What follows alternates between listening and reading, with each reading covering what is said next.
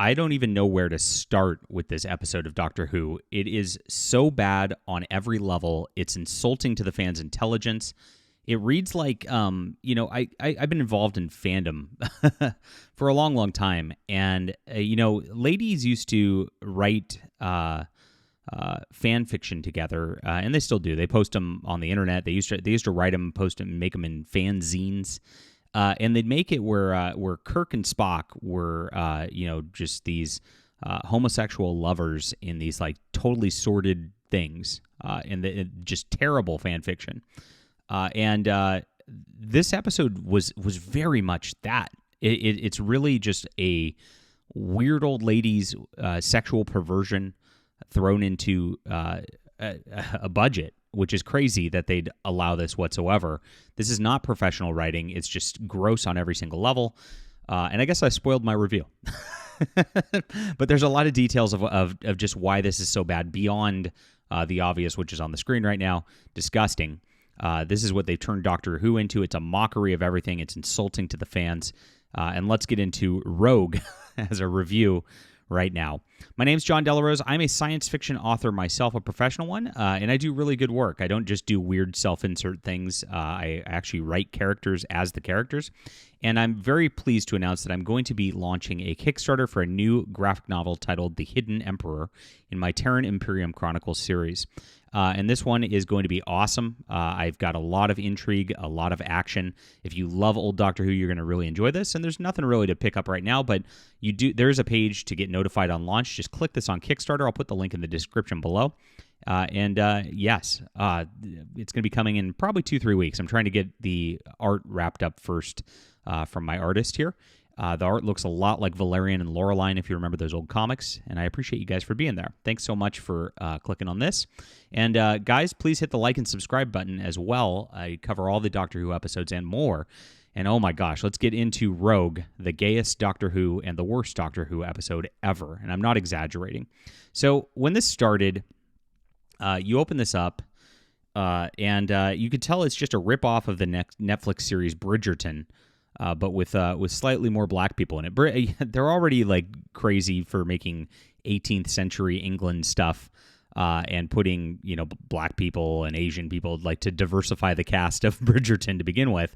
But Doctor Who takes it to a new level, and actually it's just like, where are all these diverse people coming from in 18th century England? It doesn't make any sense. That's par for the course for Doctor Who. I mean, but they've shown their hand in that stupid casting choices since the Sir Isaac Newton in the specials. So it's kind of expected at this point for them to do that. It was such a knockoff and silly on that level that I thought, wow, they really are just like playing this too close to the nose, right on the nose with the ripoff here. And they seem to know it, because in the episode they actually mention Bridgerton twice, and she's all, "Oh, this is Bridgerton, Ruby," like, and that's a writing tactic, which is a lazy one, for when you are doing something that's too close of a ripoff or too close of a cliche, you draw attention to it, and so when you do that, then the audience in their mind goes, "Oh, this is on purpose. Oh, that's clever." And it's not clever. It's actually just a lazy writing tactic. You see that with cliches a lot. When somebody says a cliche line, they'll have another character go, "That's a cliche," and that's supposed to make the cliche better, right? It doesn't. This was just cringy all the way around, and you just see the bad acting from Gatwa through this. It just highlights all of the problems. And actually, Millie Gibson's acting was a little not quite as good in this episode as has been the prior two. I actually really liked what she did in 73 Yards, and I thought that she did a good job there. And for some reason, it just didn't stick here. She just didn't feel authentic, and it was kind of ridiculous. So they go through this party. There's people dying and disappearing, and then aliens are replacing the people in this area. Now, this is another Doctor Who ripoff, and they're ripping off everything they've done before, and they're trying to pretend it's new because it's black and gay, and that's the entire deal. So not only do they have no creativity in the fact that they're just aping Bridgerton in this episode, and aping Black Mirror in the last episode, aping horror in the episode before that. I mean, they are just repeating their own concepts in Doctor Who as well. And so the aliens who are replacing people and just showing up and going to eventually take over the world, that was done with the fart aliens, like back in the first season, back in 2005, if you remember that. They had the skin suits, and it was a little more clever at that point, actually. And that actually had a lot higher stakes. They tell you in this that these aliens are eventually going to take over the world and kill everybody. But back then, when they were actually taking over, like the prime minister's office, they did a much better job of that concept. And so the Doctor has to go investigate this. He gets caught up, and he actually gets blamed by a fellow named Rogue. And he's a dashing rogue. Oh, yes. It's like eye roll. They couldn't even come up with a name for the character. And Rogue is bounty hunting these aliens across the galaxy because they are, bad people who are killing people and all that. And he's trying to find them, and he mistakes the Doctor for the killer. Now, when he shows up, the Doctor starts flirting with him in this just wanton homosexual like nonsense that just like takes you out of the episode the entire time. He's obsessed with him. And the Rogue is a copycat of an old Doctor Who concept as well, Captain Jack Harkness. And Captain Jack Harkness was the bisexual heartthrob that they tried to push back in the day, and then ended up pushing into Torchwood. And this is the exact same concept done again, except for this time they just added like some for extra degeneracy in it. While they had like the subtle flirting in the first one, now they just go full on, and there's just this full on makeout scene between the two. Which, just is gross for the Doctor. It just, Gatwa doesn't feel like the Doctor. His lines don't feel like the Doctor. Like I said, this just feels like a fan fiction written very poorly. And that's not the only fan fiction element in it either. When it comes up and they actually like start to pay attention to the aliens who are just weird bird people who can shapeshift for some reason, they do this, and they actually talk about cosplay. And they actually say that cosplay is their motivation for this. They try to get themselves into a scene, into a thing, and they wanted to do Bridgerton. And it's like, well, this is Doctor Who wanting to do Bridgerton. So it literally is a self-insert of the writer wanting to do Bridgerton in Doctor Who. And you see, again, just another level of just poor fan fiction rather than writing an actual episode that matters. And there's the cringiest line ever uttered in Doctor Who. Honestly, this actually made me roll my eyes more than the gay stuff, which is pretty bad by itself. And I posted it to Twitter as I live posted this because it was just so absurd. They literally go in and say, "We're gonna cosplay this planet to death." I was like, oh, God. How could they do this? But beyond that, like, they insult your intelligence as an audience as well. So the Doctor and his gay lover decide to make a scene by doing gay stuff, and the Doctor has Rogue get down on one knee to propose to him in the middle of the thing, which in 18th century, these guys would get thrown in jail. It's not this is so nonsensical. But of course, everybody stops and watches and panics, and then they run out the door, and they're like, but then they just all go back to their party like nothing happened.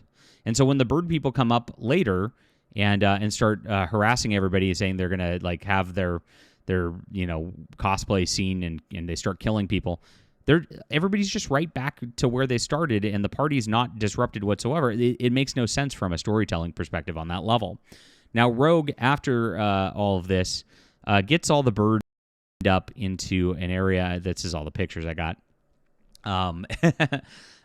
In like some like dimensional portal thing, which is only meant to take one person, but for some reason they're able to finagle it to where they can get all the bird people into a thing. And this is another thing that just makes no sense in modern storytelling. They're always just like, we will not kill. And this comes from comic books. And it's a cringy thing in comic books. Then the reason comic books did it was not any sort of moral thing about killing. It was just that, like, if you kill the Joker, you can't bring him back next month for another Joker adventure, and that kills your brand. And so the Doctor has taken this moral of comic sort of characters of, I will not kill no matter what. Even though these are just vicious creatures who will kill everybody, we will not kill them. So he transports them to a barren dimension, a random barren dimension with this thing, which, it's fine, even though that's not sensical either. That's kind of a Doctor Who-y concept. And like that's what they're going to do with these creatures. So, but that in essence, like if you trap them in a barren dimension with no life or whatever, aren't you just killing them anyway? I mean, it just you're starving them to death, or eventually they just die out there by themselves. I mean, if there's no technology or no whatever, I mean, are they even going to be able to get shelter? You're kind of condemning them to death anyway, so it makes no sense again. That's the second make no sense that kind of takes you out of this. Third, Ruby gets obviously figures out how to. She looks like she dies at one point, and they cut away from her in some bad writing as well. And then she gets the doctor thinks she's a bird person cosplaying as Ruby, who he thinks is dead, and she explains herself, but she's trapped in that like dimensional thing. She can't get out of it. Now the doctor's like the rogue guy's like, you got to send her away, and she like we got to send them all away because we can't. They're just going to kill everybody. We can't let them out. And for some reason, like the doctor's like, no, I won't do it. Of course, right? Ruby urges him to, but he wants to save her. And for some reason, like she's trapped there. A few moments later, Rogue actually pushes her out of there, and so she wasn't trapped there. Why couldn't they just grab her and pull her out of there? Maybe you have to replace one for another, but that didn't make sense either because there was a second bird person who was left out of there, and they brought in the bird person and Rogue. So, no, you didn't just have to trade one for another. If they would have just traded the bird for that, but they wanted Rogue to disappear into the alternate dimension, and he went, "Find me, Doctor," in this like sort of gay lover moment there. And so it was just a contrived plot point that made no sense again, as Ruby was rescued and just pulled out of there. Well, why was it a like thing where they were like tried to make it an emotional moment for 2 minutes when she could just pull her out of there? It made no sense. Oh well. All of it made no sense. Lazy writing all the way around. The writer on this actually came from Disney Plus's Loki, which again is just a travesty, and also worked with Gatwa on Sex Education. So they're just hiring these weird homosexuals like to push this nuttiness all over Doctor Who, and they don't care about the episodes at all. You could hear how it's a ripoff. You can hear how the plot doesn't make sense. The acting was worse than I've ever seen on this. The pacing was terrible. This is honestly the worst episode of Doctor Who I've ever seen. It's ridiculous. And gosh, I couldn't believe it could stoop this low. I really couldn't.